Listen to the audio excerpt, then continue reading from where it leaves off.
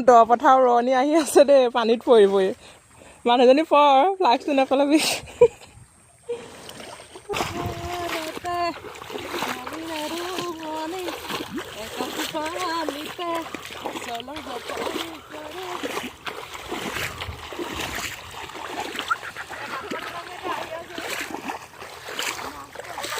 পুৰা হাল বাই আছে বৰ্তমান হেৰাই যাবলৈ ধৰা ম'হৰ হাল হা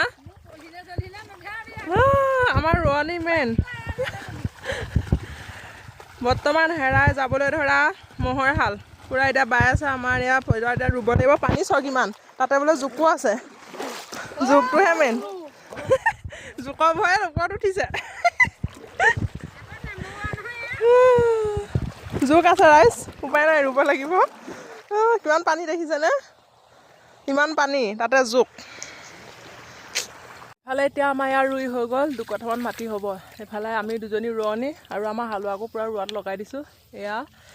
পূৰা দ পানী আৰু জোক কেনেকুৱা জোক লাগিছে পূৰা তেল সানি আহিছোঁ যদি ৰক্ষা পোৱা লেও জোক এতিয়া হৈ গ'ল ৰুই এতিয়া গৈ মেলি কাইলৈ কাৰণে আকৌ কঠীয়া তুলিমগৈ পথাৰলৈ অনা খোৱা বস্তু এফালে মটৰ পিঁয়াজ কাটি আনিছোঁ আৰু এইফালে পিঠা চাহ ভাত অনা নাই যিহেতু গেলা আঘোণমহীয়া পথাৰত ভাত খাবলৈ ভাল কিন্তু মানে এনেকুৱা গেলাত ভাত খাব নোৱাৰি সেইকাৰণে ঘিণ লাগে গেলাত খাবলৈ মানে বোকা চোকাবিলাক খচকি থাকি ঘিণ লাগে ন আঘোণমহীয়া খাই ভাল লাগে বাৰু সেইকাৰণে ভাত অনা নাই এইবিলাক চাহ কিবা কিবি লৈ আহিছোঁ এতিয়া খাই লওঁ